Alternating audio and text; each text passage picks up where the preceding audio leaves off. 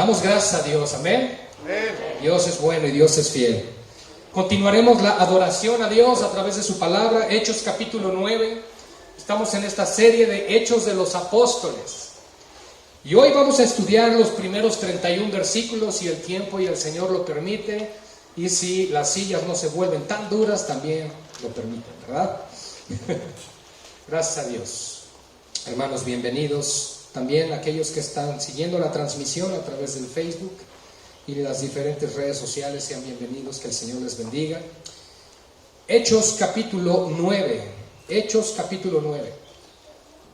Solo como un recuento especial, la semana pasada Pastor Iván estuvo compartiendo con nosotros el capítulo 8, un capítulo sumamente interesante, ya que en el capítulo 7, como recordarán, tuvimos la defensa y muerte de Esteban, que se compartió hace 2 semanas, y en el capítulo 8, las primeras conversiones, más allá de aquellos miles que se estaban convirtiendo, estaban siendo o sucediendo con gentiles, con personas que aún estaban conociendo del Señor.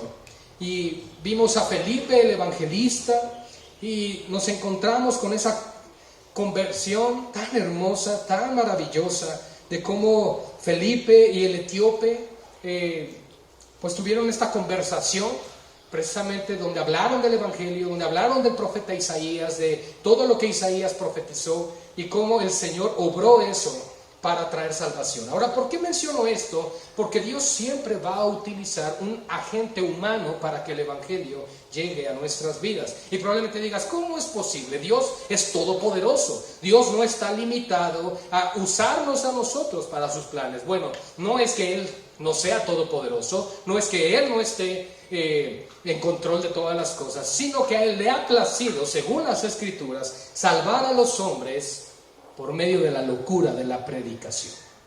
Es decir, Dios te usa a ti y a mí para hablar el Evangelio. Y es a través de tu vida y mi vida que el poder del Evangelio se manifiesta. No es porque nosotros seamos poderosos, sino que el poder se encuentra en el mensaje que estamos entregando, en la misma palabra del Señor. Como bien dicen, el poder se encuentra en la semilla, no en el sembrador. Es la palabra de Dios la que produce vida, cambios y transformación.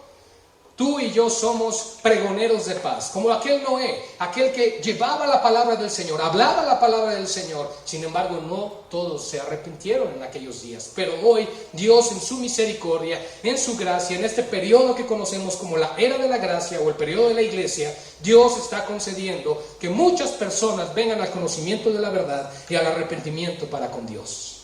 Es a través del poder del Evangelio, es a través de eso. Y nosotros vamos a encontrar en el capítulo 9 de Hechos de los Apóstoles la conversión de aquel hombre llamado Saulo de la ciudad de Tarso, que estaba empecinado en todo momento por llevar a la muerte a todos los creyentes. Él creía que estaba obrando un favor a Dios. Él creía que estaba haciendo las cosas en favor y en virtud de la ley de Moisés, de la tradición judía. Él creía que estaba haciendo la voluntad de Dios, pero se equivocaba. ¿Cuántas veces nosotros hemos vivido de la misma forma, creyendo que estamos viviendo en la voluntad de Dios, haciendo la voluntad de Dios, incluso haciéndole un favor al Señor? Y el Señor nos dice, no se hace así, se hace a mi modo, se hace como yo lo digo. Bueno, así le sucedió a Saulo.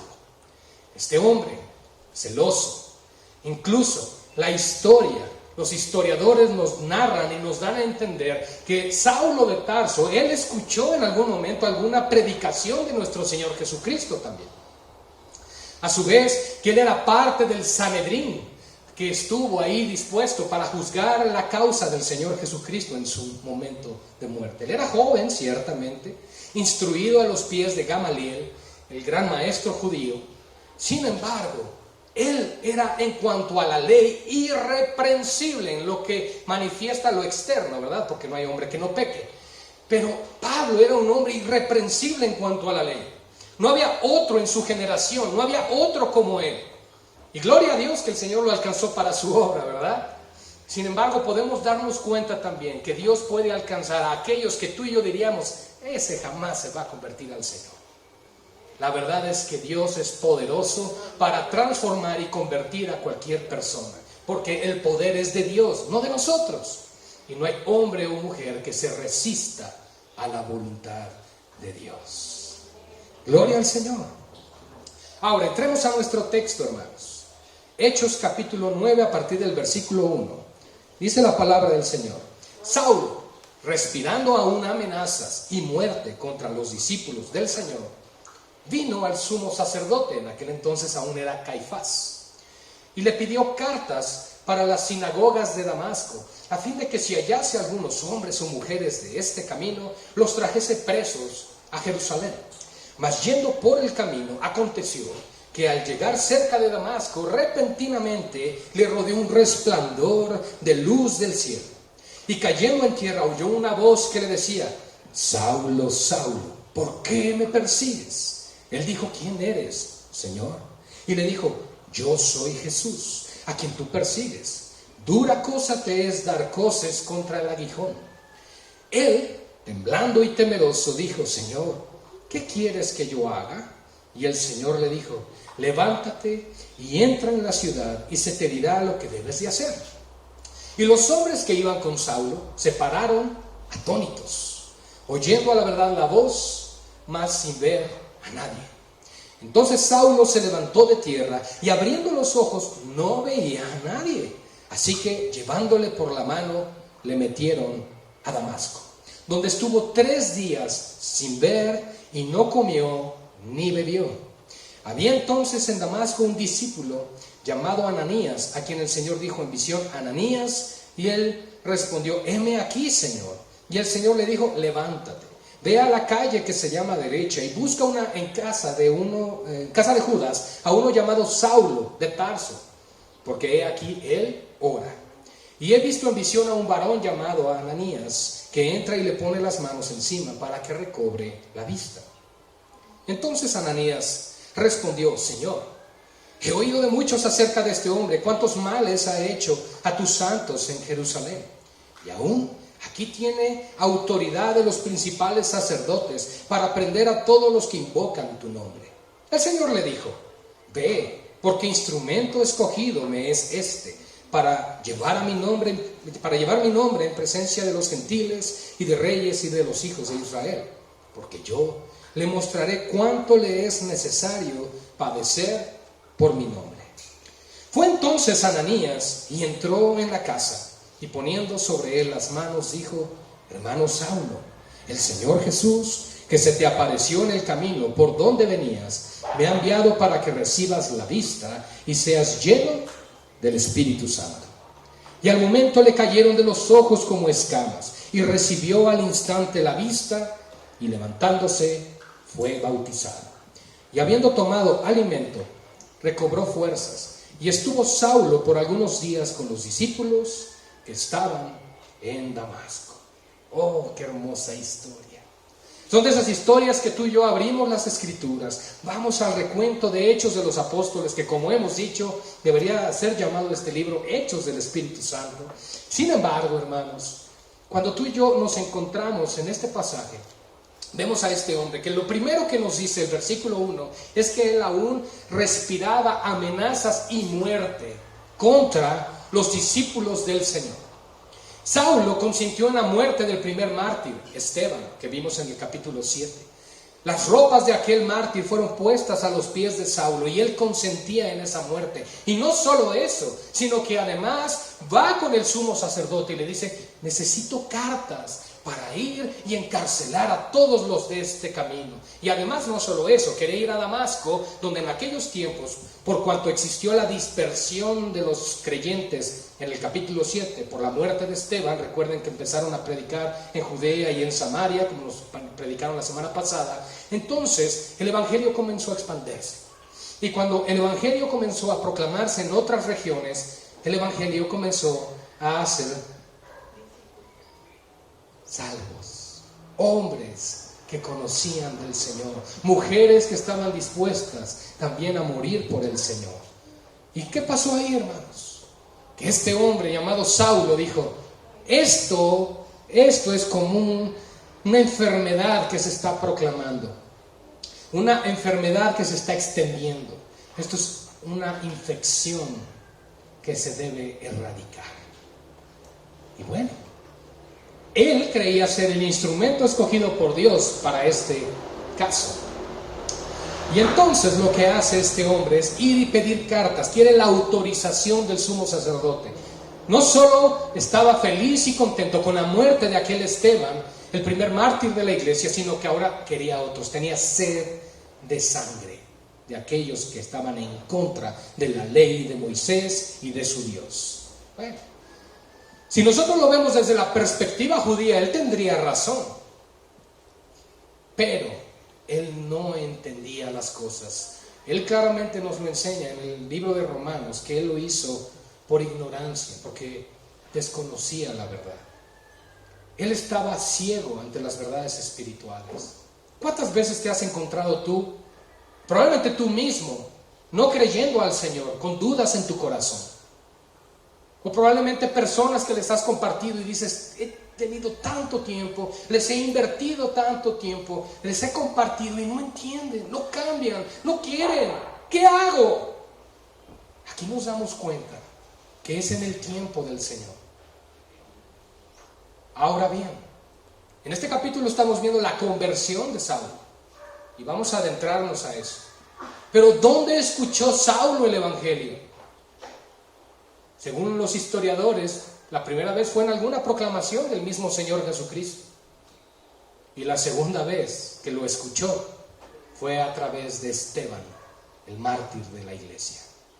Esas palabras seguramente estaban sacudiendo en su mente y en su corazón, aunque aún todavía no llegaba el momento. La palabra de Dios enseña Hebreos 4, 10 al 12, es viva y es eficaz.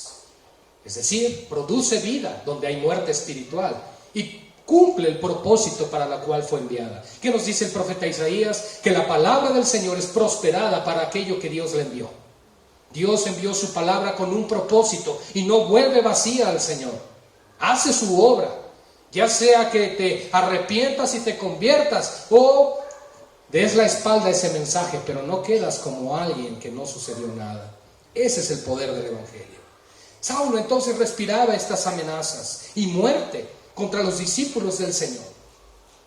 Ahora, cuando habla que quería llevar a la cárcel a aquellos que fuesen de ese camino, era la manera en la que se le conocía a los creyentes en el Señor Jesucristo todavía en aquel momento. Todavía no existía lo que conocemos hoy como cristiano. Los cristianos aparecen hasta la iglesia de Antioquía. Eso lo veremos más adelante en este estudio de la serie de Hechos. Estamos conociendo la historia de la iglesia temprana, la iglesia primaria, la iglesia del libro de los Hechos, la iglesia antigua, por decirlo así, pero es la iglesia primitiva que sigue dejándonos el legado a través de su palabra para que imitemos su fe y caminemos de acuerdo a la voluntad del Señor. Hace 2 semanas, recordemos, enseñé algo que creo o considero importante. La iglesia primitiva o la iglesia del primer siglo no era una iglesia perfecta, pero era una iglesia llena de poder.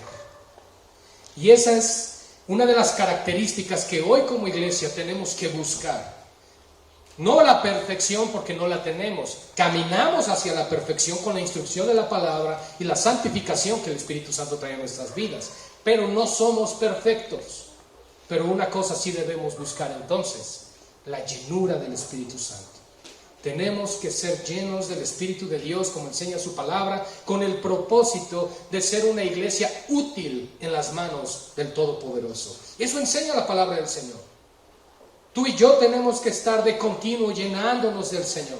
La iglesia de aquellos tiempos fue lo que fue porque estaba llena del Señor.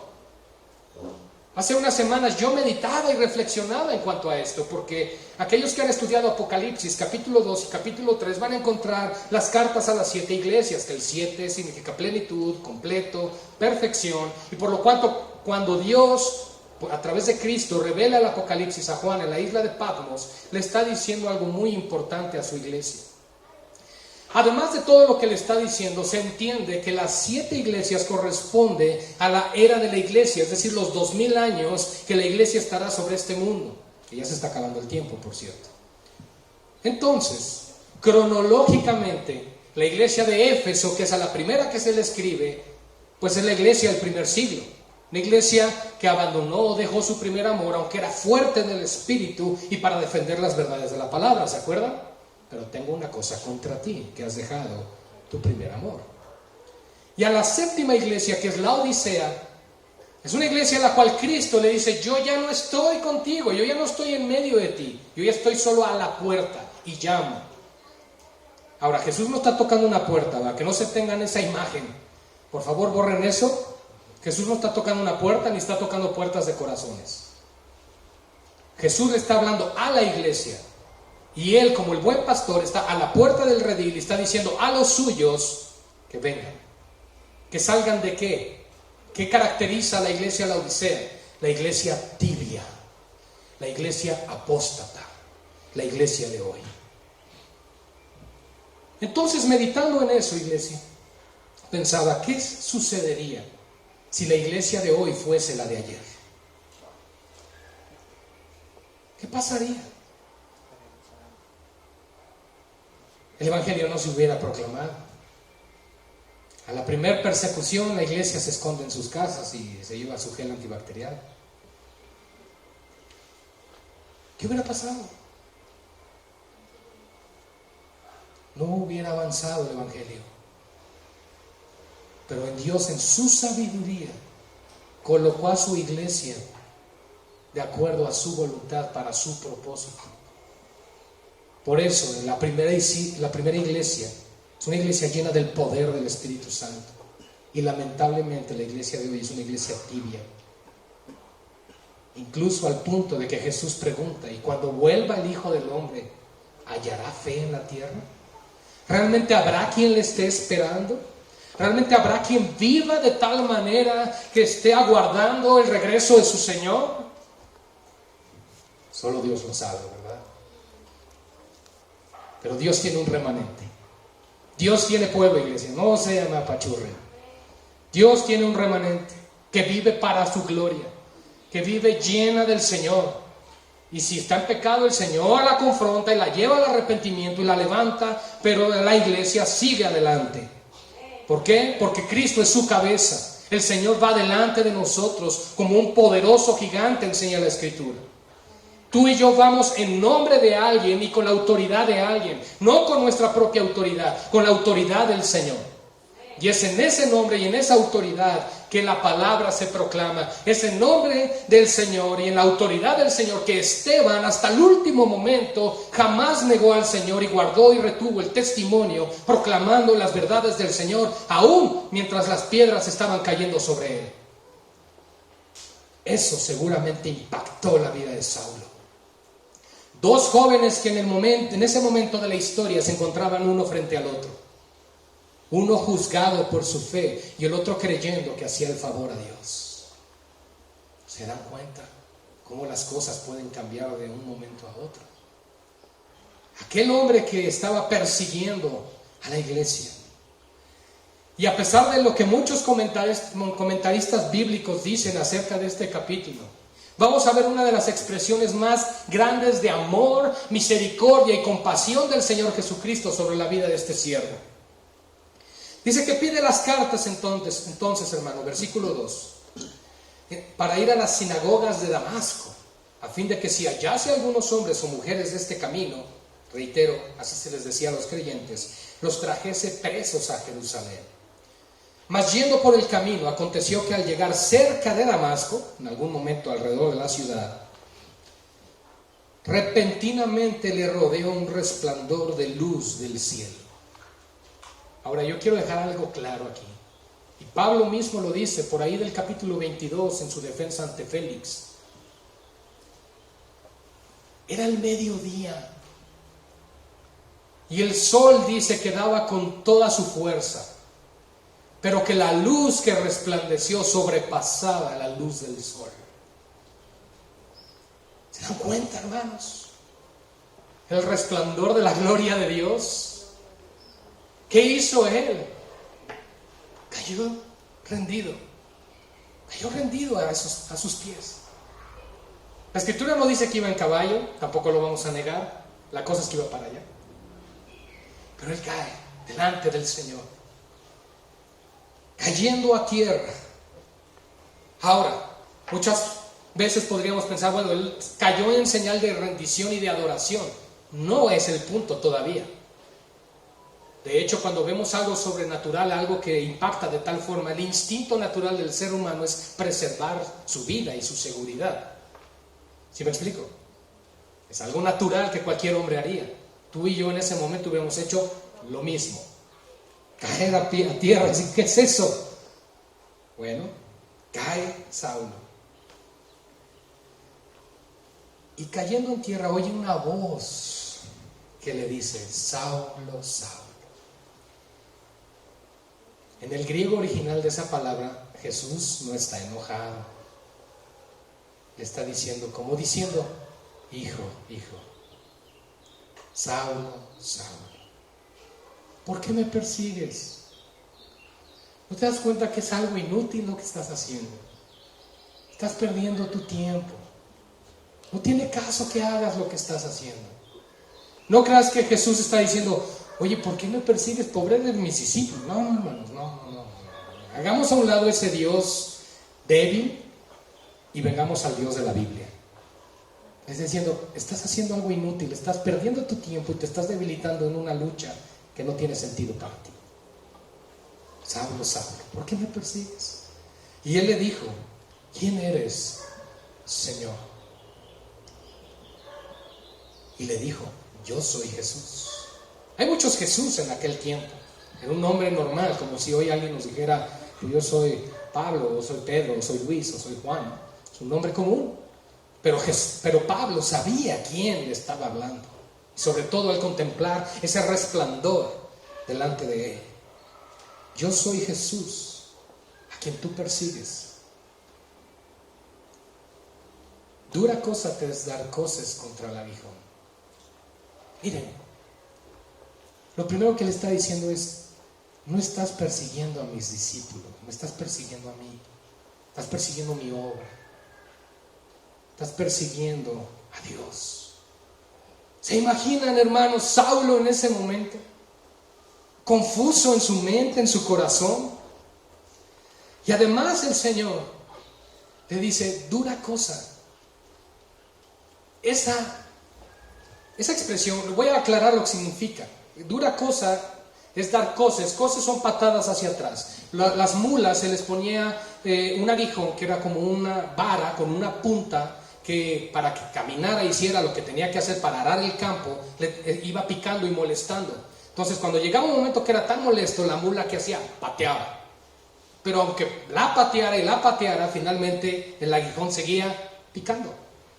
Entonces de nada servía. Lo que implica ese dicho es, tú estás pateando contra algo que finalmente no tiene sentido porque es una fuerza mayor que tú.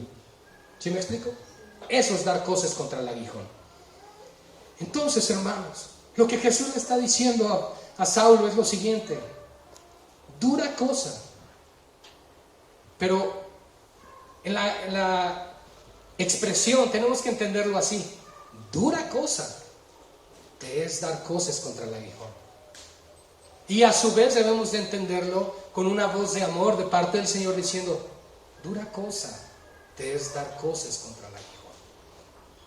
En esta conversión, en esta conversación que el Señor está teniendo con Saulo, se está manifestando el amor, la misericordia y la gracia de Dios en su máxima expresión. Hermanos, es el perseguidor de la iglesia.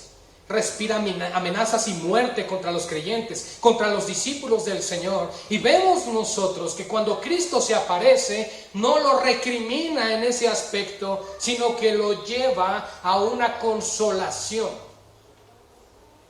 Es interesante esto, hermanos. Es muy interesante. Porque no está altercando Jesús con Saulo. Jesús no se pone a pelear. Jesús busca la salvación de los corazones y de las almas.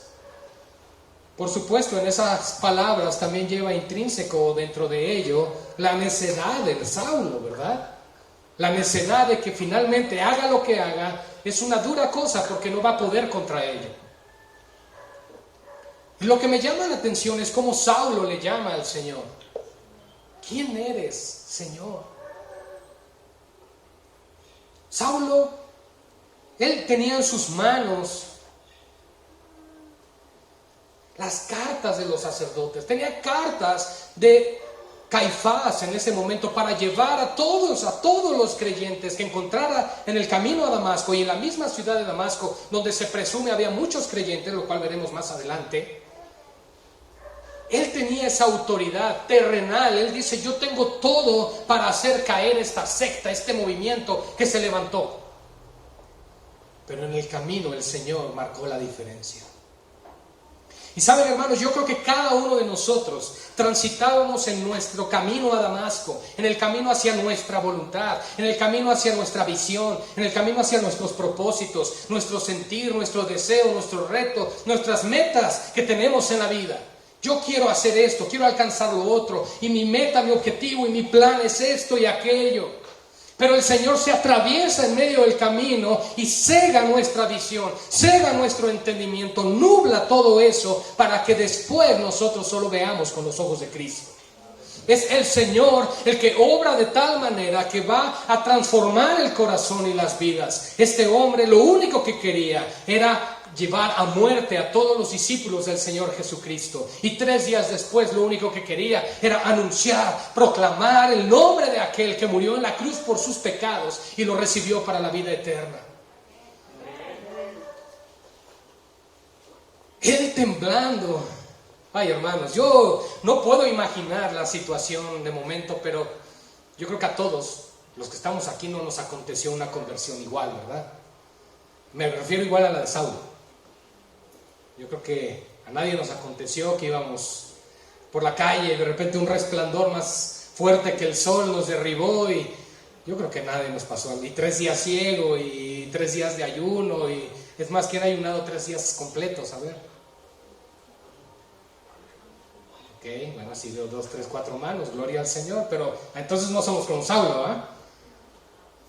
Miren, hermanos, es una conversión especial, ciertamente. Es una conversión impactante, ciertamente. Pero no tiene que suceder algo sumamente especial así para que entendamos el poder del Evangelio y el poder de la transformación que el Espíritu Santo ha traído en nuestras vidas. El hecho de que tú ahora estés aquí queriendo y anhelando la palabra del Señor y más de Él, con un deseo de adorarle y de conocer de su palabra, eso implica que el mismo poder transformador que llegó a la vida de Saulo llegó a tu corazón. Es lo mismo, hermanos.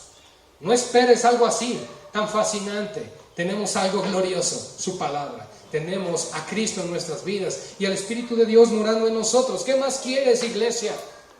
Tenemos lo mismo y tenemos el testimonio de estos hombres y mujeres que dieron su vida por el Evangelio, por la causa del Señor, y que nosotros tenemos que imitarles. Él estaba temblando y temeroso. Dijo: Señor. Ahora, si tú estudias esto, la primera vez que le llama Señor, le llamó Señor, normal. Pero en la segunda ocasión que le llama Señor, le llamó Adonai. Inmediatamente su mente fue transformada porque el Espíritu Santo llegó a su corazón, y el único que era llamado Adonai es Yahweh, es decir, es Jehová, es Dios. No hubo necesidad de que Pablo tuviera un tiempo para asimilarlo. Fue al instante. Qué impresionante. El hombre que en el primer siglo se caracterizó por ser el más asiduo perseguidor y enemigo de Cristo, al punto de que, como lo veremos más adelante, los creyentes no querían recibirle. Hermanos, esa vida fue transformada. Temblando y temeroso dijo: Señor, ¿qué quieres que yo haga? Es la pregunta más sabia que tú y yo podremos hacer en el momento que venimos a los pies de Cristo. ¿Qué quieres que yo haga, Señor? ¿Y qué nos dice el Señor en su palabra, amada iglesia? Niégate a ti mismo, toma tu cruz cada día y sígueme. Eso es lo que Jesús quiere que hagas y que haga yo. Por si alguna vez te lo habías preguntado, eso es lo que Jesús quiere, que vivas para Él y para su gloria. Muchas veces en este mundo, personas que no, en lo secular, que no conocen del Señor, cuando padecen un accidente o alguna situación tan tremenda, tan traumática, que podríamos pensar, volvió a nacer, ¿verdad? A veces decimos así, Dios le dio otra oportunidad. Bueno, accidentes, situaciones, comas de largo tiempo y despiertan y tantas cosas que podríamos pensar, wow, qué maravilloso, qué impactante, qué testimonio tiene esta persona. Y esas personas salen adelante y que dicen, Dios me dio otra oportunidad de vivir, ahora la aprovecharé. Sí, y tiempo después, igual.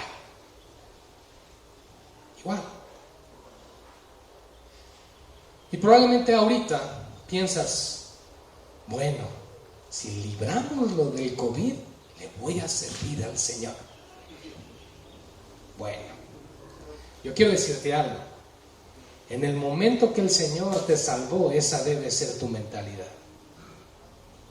Porque en ese instante no te libró del COVID, te libró de la ira de Dios y de caer en sus manos y de un fuego eterno en el infierno. Entonces, cuando entendemos eso, iglesia, nos damos cuenta entonces de la gran severidad y de la gran bondad de Dios. Tenemos que entender eso, hermanos, que en el instante cuando Jesús salvó tu vida, solo vean qué experiencia vivió Saulo, qué situación, y el pasado que él tenía, el trasfondo que él tenía religioso. Solo vean lo traumática que fue su conversión, pero al instante su mente y corazón adoraron al Señor. Y la Escritura, Jesús mismo dice, porque al que mucho se le perdona, mucho ama, pero al que poco se le perdona, poco ama. Y probablemente piensas, bueno, es que yo no tengo una vida de drogadicción, de prostitución, yo no tengo una vida de tanto desenfreno como para, pues sí, Dios me perdonó, pero yo no era tan malo. ¿Sabes? Yo no hacía cosas tan terribles. Saulo podría decir, yo no los mataba, yo solo veía cómo lo hacían. Y podemos tomar ese tipo de actitudes ante nuestro propio pecado, minimizando nuestro pecado. Y quiero que sepas algo, si tú minimizas tu pecado, estás minimizando la gracia de Dios.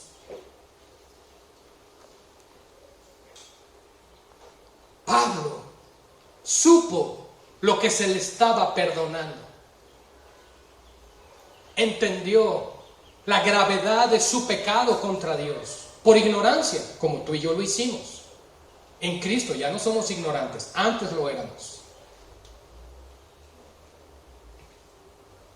Él entendió una cosa, lo más importante, lo más grande y lo más maravilloso se me acaba de dar en este instante, el perdón de mis pecados. Y si tú estás esperando que un ángel visite tu casa, tu habitación mientras duermes y te diga, oh hijo, hija, te estoy llamando a predicar el Evangelio. Hermanos, hermanas, no hemos entendido el Evangelio entonces. No hemos entendido la redención. No hemos entendido el por qué Dios nos tiene aquí. Dios no nos tiene aquí, amados hermanos, para ganar nuestra vida, sino el que la perdamos por causa de Cristo y el Evangelio. La comodidad de este mundo nada tiene que ver con las tribulaciones y pruebas que la Escritura anticipa para los hijos de Dios. Dejemos de perseguir las comodidades de esta vida y comencemos a ser más como Cristo, iglesia. Comencemos a buscar más del Señor. Entonces, pregunta, ¿qué quieres que haga? Ahora, vean lo que dice Saulo ahí. Cada letra es importante en las Escrituras. Y quiero que lo leas conmigo. ¿Qué quieres que yo haga? ¿Qué quieres que yo No importa lo que hagan los demás, no importa si el que está al lado ora o ayuna, no importa si lo hace o no lo hace, no importa si se congrega o no, no importa si lee o no lee la Biblia, no importa si se santifica o no. Yo, ¿qué tengo que hacer, Señor? Porque me has salvado, me has perdonado, me has dado vida eterna. Ahora entiendo que todo mi pasado ha sido borrado por la sangre de tu Hijo. ¿Qué quieres que yo haga, Señor? Tienes que hacerlo personal. Eso es un encuentro con Cristo. Eso es un encuentro verdadero con el Señor. Nos dice bien el apóstol Pablo: baste ya el tiempo pasado para haber hecho lo que agradaba a los gentiles. Ya, basta. Sí, sí, fuiste, sí, hiciste. Ya, quedó atrás. Ahora vive para la gloria de Dios. Y Saulo lo entendió, iglesia. Levántate y entra en la ciudad y se te dirá lo que debes de hacer. Y Saulo pues fue muy obediente, y los hombres que iban con Saulo, verso 7, no vamos a llegar al 31, lo lamento, hermanos. Se pararon atónitos y oyendo a la verdad la voz, más sin ver a nadie. Entonces Saulo se levantó de tierra y abriendo los ojos no veía a nadie. Así que, llevándole por la mano, le metieron en Damasco. Ahora, la ceguera que Pablo tuvo por 3 días implica 2 cosas. Por un lado, lo que dijimos hace unos minutos, que Cristo cambió su visión, su meta, su propósito de vida. No solamente a lo que iba a Damasco, cambió su vida. Y tienes que entender eso, iglesia. Tenemos que entender que cuando Cristo llega a nuestras vidas, cambia nuestras vidas. Ya no puede existir el Dios se enojará si tomo una, Dios se enojará si bailo tantito, Dios se enojará si veo tantito en la... Hermanos, tenemos que entender a lo que Dios nos ha llamado y de dónde nos sacó. Nos sacó del lodo. Nos sacó del lodo. Y tú y yo tenemos que vivir de tal manera que glorifique a aquel que redimió tu alma. Eso es vivir para la gloria de Dios. No satisfaciéndote a ti mismo, sino a Cristo. Saulo se levanta, queda ciego por 3 días. ¿Qué otra cosa implica esa ceguera, además del cambio de visión? Dios quería tratar con el corazón de ese hombre. Y por 3 días, así como él estaba ciego en su corazón y no podía ver el evangelio entre líneas en las palabras de la ley, y no podía comprender la visitación del Señor Jesucristo cuando llegó durante su encarnación, tuvo que ser cegado por un tiempo para que experimentara la verdadera luz del Señor. En ocasiones necesitamos esos tiempos de quietud, iglesia. Necesitamos esos tiempos donde el Señor nubla el entendimiento y cega todo para que nuestros ojos sean puestos solamente en Él. Romanos 12:2 dice: puestos los ojos en Jesús, el autor y el consumador de nuestra fe. Es decir, el que la obra, el que la sostiene, el que la preserva hasta el final. El creyente es guardado por Cristo. Tú no eres guardado por lo que haces, porque si eres guardado por lo que haces, tu salvación es por obras. Pero una vez que somos salvos, el Espíritu de Dios produce en nosotros, dice la Escritura, así el querer como el hacer por su buena voluntad. Él renueva el entendimiento, transforma nuestro corazón, viendo la regeneración, por lo cual somos una nueva creación, una nueva criatura en Cristo, que ahora anhela, a pesar de que tenemos la vieja naturaleza que nos dice, no, acuéstate a ver la tele, también la otra nos dice, no, vamos a leer tantito, vamos a orar. Tenemos una lucha constante con eso, todos. Desde el que está en el púlpito hasta el que está de atrás. Todos batallamos con esas cosas. Porque el hombre viejo o el hombre anterior está ahí. Pero tenemos que reconocer una cosa. Que la Escritura nos dice: haced pues morir el viejo hombre, que está viciado conforme a sus deseos engañosos. No hay nada más engañoso que el corazón. Es que yo siento como que... es que a mí me gustaría como que, es que yo quisiera como que. Eso en la iglesia se hace a un lado y se dice, escrito está. Estuvo entonces 3 días sin ver y no comió ni bebió. ¿Quién más estuvo 3 días en el sepulcro? Ok, Cristo estaba en el sepulcro y Él sí murió, su cuerpo físico. ¿Y qué sucedió con Pablo en esos 3 días? Tenía que morir a sí mismo. Él tenía que morir a sí mismo. No podía ver para no depender de lo que sus ojos veían. María Magdalena llega en el momento cuando Jesús resucita y va a abrazarlo y a tocarlo y le dice: no me toques porque no he subido a mi Padre. ¿Cómo? ¿No te puedo tocar? No. Pasa una semana y de repente aparece y está Tomás, y a Tomás le dice: mete tu mano, en otras palabras, tócame. ¿Qué sucede con eso? ¿Qué contradicción? ¿Acaso Jesús no quería que María lo tocara porque no había otro hombre y pensaran mal? No, porque el creyente debe vivir por fe y no por vista. Por eso le fue dicho a Tomás: no seas incrédulo, sino creyente. Es sumamente importante entonces los tratos de Cristo en el corazón. Que cuando tú piensas: yo no sé qué es lo que está haciendo el Señor, debes de entender una cosa: Dios está obrando para bien para todos los que aman al Señor. Y está obrando su propósito en nosotros, aunque a veces no lo entendemos y que aunque en ocasiones son situaciones difíciles. Yo solo quiero que pienses en la vida de Saulo.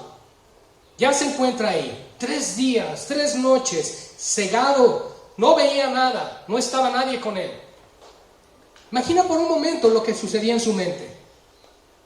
Yo soy Saulo de Tarso, yo fui instruido a los pies de Gamaliel, yo puedo recitar la ley de memoria, yo traía las cartas del sacerdote, pero esa luz me derribó y era Jesús.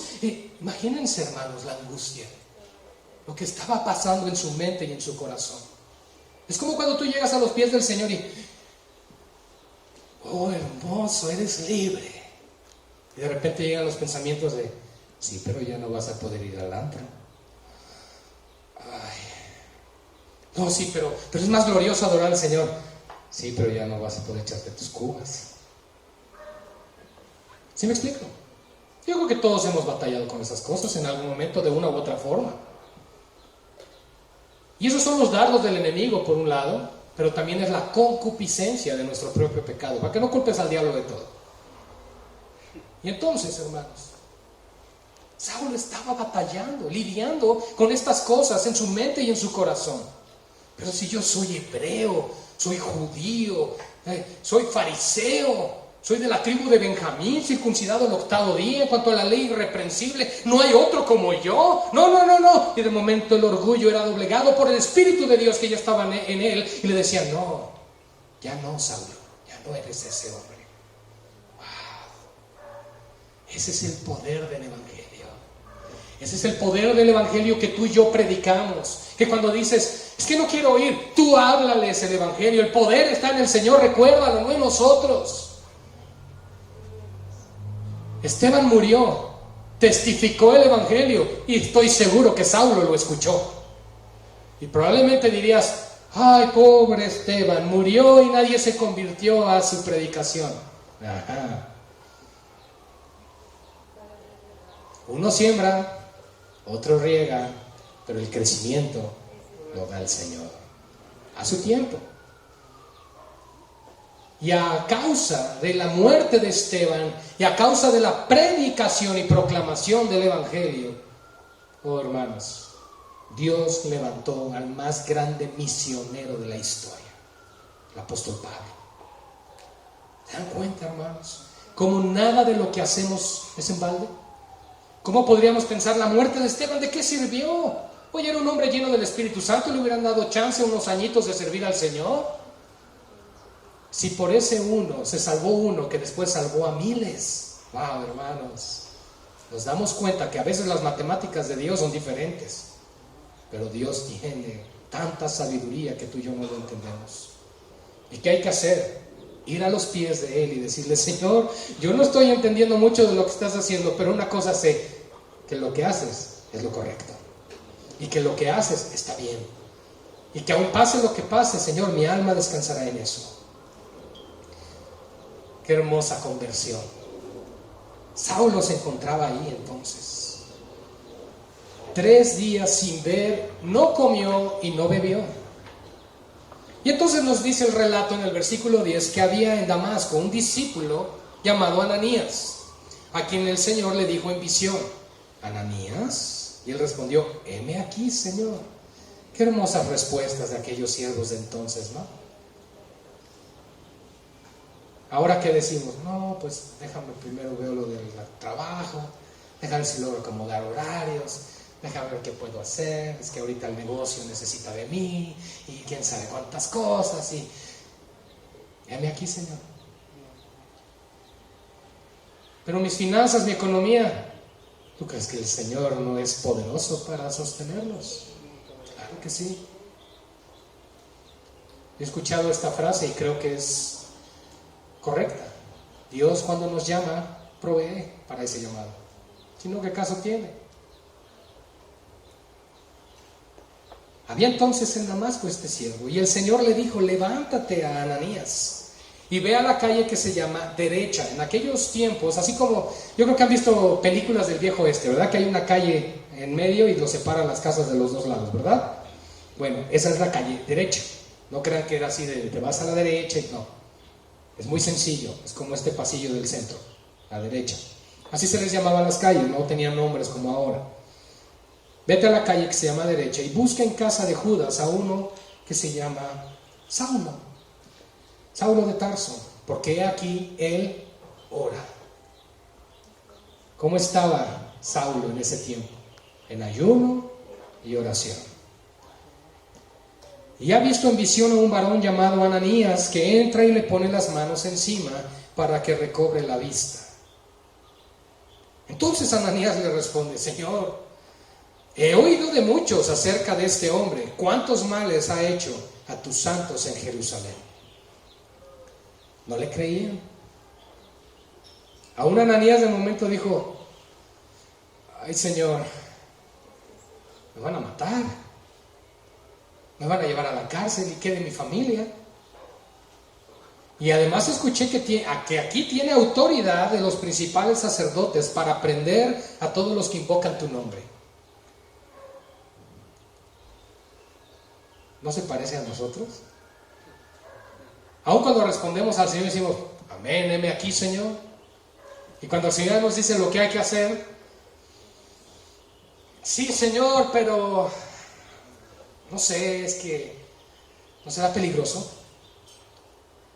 Hay que ir de misionero a África, allá los matan.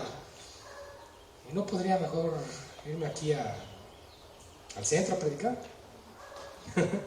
Menos riesgo, menos peligro. Padres de familia que dicen: mis hijos quiero que sean misioneros. Y cuando el Señor los llama, bueno, pero que no sea en las partes más profundas de Chiapas, en la selva, donde los van a matar. No quiero que sea algo peligroso, Él quiero que sea de bendición. Esa es la parte humana, hermanos, que siempre batalla en nosotros. ¿Por qué? Porque por instinto queremos preservar nuestra salud. ¿Les suena familiar esa frase actualmente? Que por instinto preservamos la salud. Bueno, no estoy diciendo entonces sal y descuídate. No, hermanos, no estamos diciendo eso.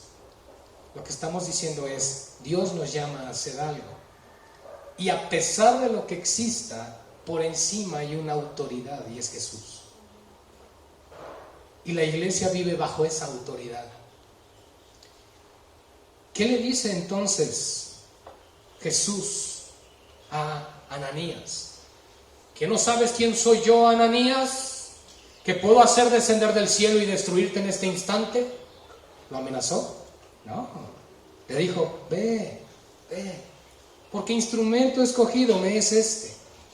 En el momento que el Señor le dijo: yo escogí a este hombre, se quita la carga del corazón de Ananías y dice: está bien, vamos.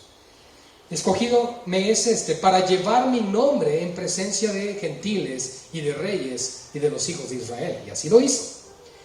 Y luego el verso 16 que muchos no quisieran oír, sobre todo los que predican el evangelio de la prosperidad. Dice así: porque yo le mostraré cuánto le es necesario padecer por mi nombre. Cristianismo puro, cristianismo genuino, cristianismo bíblico, cristianismo veraz. Ese es el llamado, iglesia. Jesús nos dice a todos los que estamos aquí sentados y los que están escuchando en extensión por el video,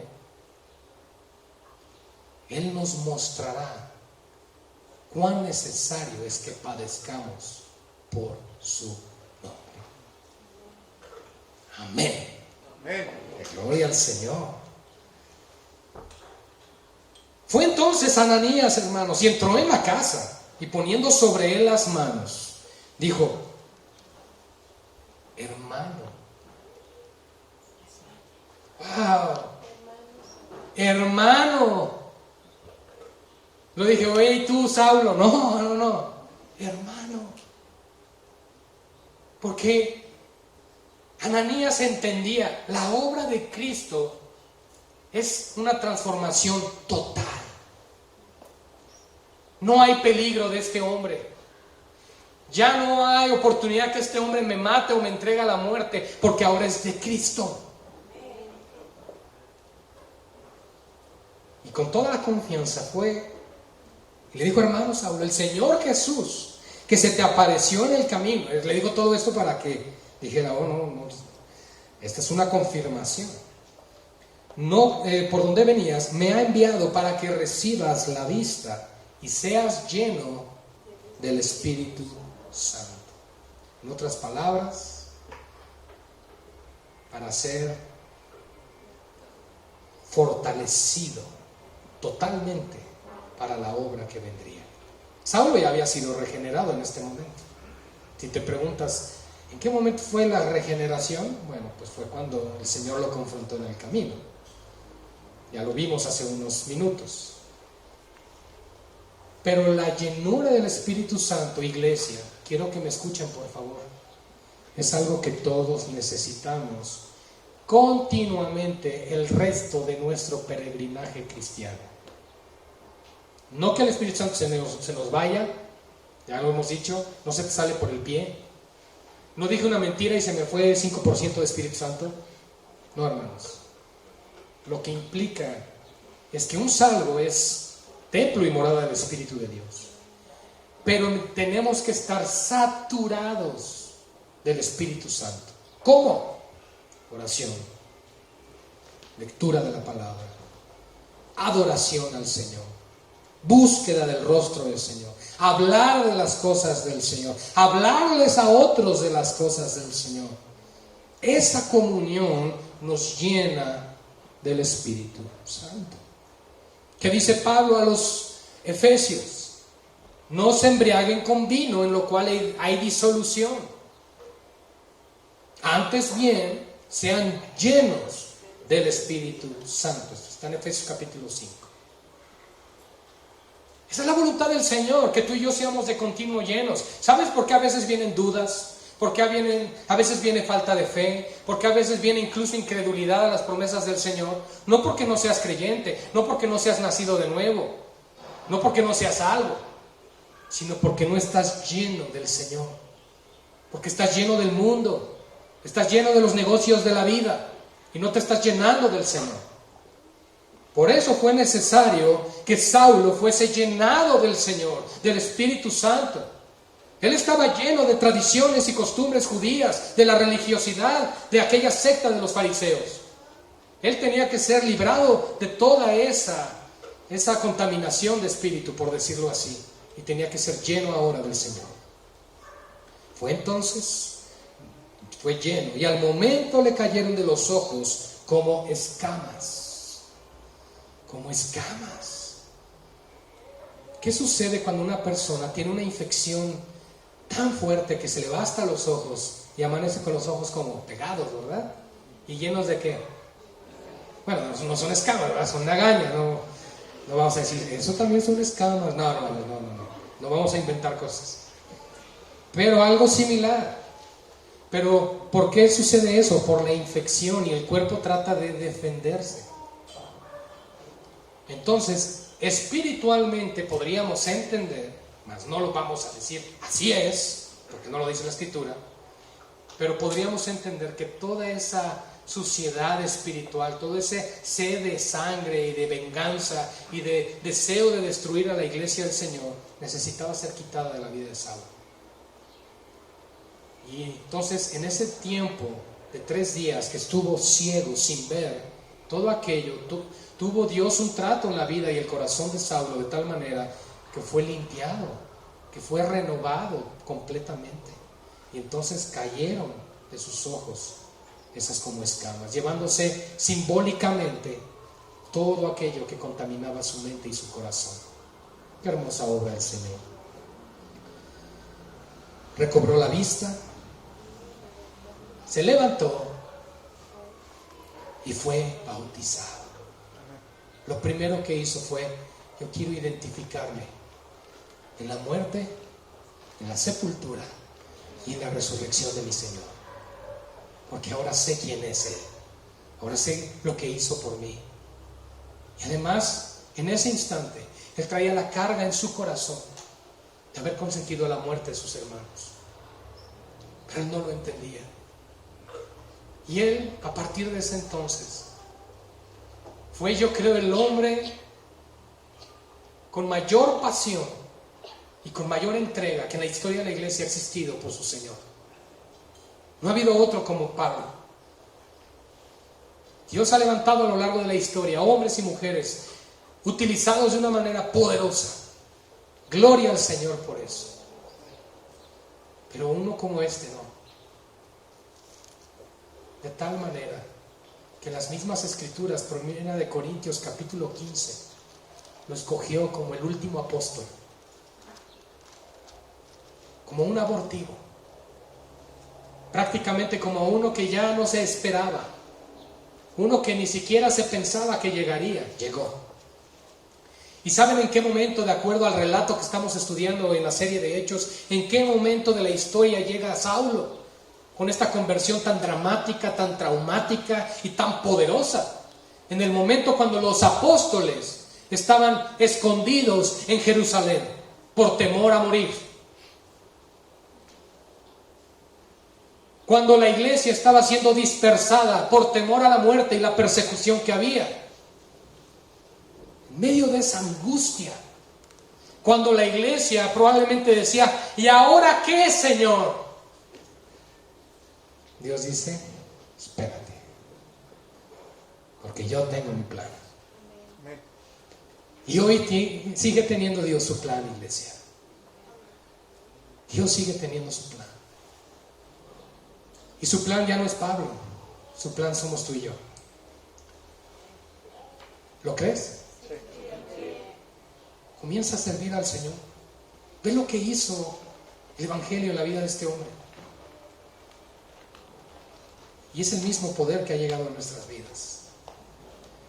Y habiendo tomado alimento, recobró las fuerzas. Miren, hermanos, se bautizó antes de comer. Gran lección.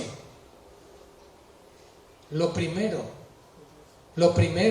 una vez que estoy a cuentas con mi Señor, es la obediencia.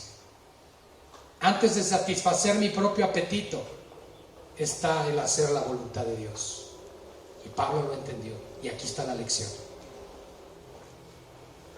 Habiendo tomado alimento, recobró las fuerzas. Y estuvo Saulo por algunos días con los discípulos que estaban en Damasco. Wow. Gloria al Señor, hermanos. Y estoy convencido de que Dios sigue obrando de la misma forma hoy en su iglesia. Como lo dije al principio, quizá no tenemos una experiencia tan impactante al momento de nuestra conversión, pero el mismo poder, el mismo Espíritu de Dios que llegó a la vida de Saulo, está en su iglesia hoy. Y yo lo creo con todo mi corazón. Y creo que el Señor nos está preparando fuertemente para la batalla, iglesia. No te vayas lejos, no pienses en las naciones, piensa en Tulancingo como el campo de batalla. Piensa en tu familia como el campo que hay que ganar. Hay que conquistar esas casas, hablando en términos de batalla. Hay que conquistarlos, hay que ir por ellos. Tulancingo algo necesita, es a Cristo. Y tú y yo no estamos puestos en este lugar para escondernos ni para callar. Estamos puestos para hacer sal y ser luz y proclamar el Evangelio y hablar a las personas que hay oportunidad, quizá no de escapar del COVID, pero sí de la muerte eterna. Porque la muerte tarde o temprano llegará a todos, pero en Cristo tenemos la esperanza de la vida eterna. Amén. Oremos, iglesia. Padre, gracias por tu palabra en esta mañana, Señor. Agradecemos por tu obra en cada uno de nosotros, por el permitirnos reconocer cuán importante es tu palabra y tu obra en nuestro corazón. Por llevarnos a recordar, Padre, que en el momento cuando fuimos salvados, se nos ha dado todo. Y no solamente se nos ha dado todo otorgante en cuanto al perdón, sino que se nos ha dado todo en cuanto a lo que necesitamos para testificar de ti. Yo te ruego, Señor, por esta iglesia, que el ánimo, que el gozo, tu gozo sea nuestra fuerza. Que en tu nombre, Señor, hagamos lo que tengamos que hacer. Señor, que no solamente seamos discípulos de aprendizaje, sino discípulos que ponen por obra lo aprendido. Ayúdanos, Señor, a no ser solamente oidores, sino hacedores de tu palabra, para que así tu nombre sea glorificado, para que así la muerte de tu Hijo Jesús, Señor, sea honrada en nuestras vidas, para que así reconozcamos que solo en Jesús, Señor, hay vida, esperanza y perdón de nuestros pecados para la vida eterna. Revela a tu Hijo, Señor, en nuestro corazón. Revélanos a Cristo, Padre. Ese es nuestro anhelo, Señor. Revélanos a Cristo, porque así, Señor, seremos como aquel Saulo, que al ver a Cristo, su vida fue impactada de tal manera que ya no pudo vivir para otro, sino para aquel que murió y resucitó de entre los muertos. Señor, queremos ser del mismo ímpetu, con el mismo ahínco, Señor. Queremos ser hombres y mujeres piadosos que viven, Señor, en el poder del Espíritu de Dios, que caminan, Señor, en el poder de tu palabra, que creen en el Evangelio y no solamente creen para salvación, sino para salvar a otros. Ayúdanos, por favor, Padre, a dar un buen testimonio de ti. Perdona nuestros pecados también. Perdónanos, Señor, si hemos dado un mal testimonio de tu palabra y de ti, Señor. Ayúdanos en este día a fortalecernos en ti. Hemos venido esta mañana, Señor, no solamente a recibir, sino también a que se nos revele tu voluntad. Padre, hemos venido a adorarte, hemos venido a exaltarte, hemos venido a tener comunión, coinonía los unos con los otros, pero sobre todas las cosas, Señor, hemos venido para que la vida de Jesús sea revelada en nuestro corazón. Eso es lo que anhela tu iglesia, Señor, y eso es lo que verdaderamente necesitamos, una revelación gloriosa de tu Hijo en nuestras vidas, para que entonces hagamos tu voluntad, para que no haya pretextos, para que no haya dudas, para que no antepongamos cualquier otra cosa antes que lo que es tuyo, Señor. Aquí están nuestras vidas, Señor. Tú nos has rescatado, somos ovejas de tu prado. Tú eres el buen pastor que dio su vida por nosotros. Ahora enséñanos, Señor, a dar nuestra vida por ti. Te lo pedimos, Padre. Te lo pedimos en el nombre de nuestro Señor y Salvador Jesucristo. Amén y amén. A Dios sea la gloria, Iglesia.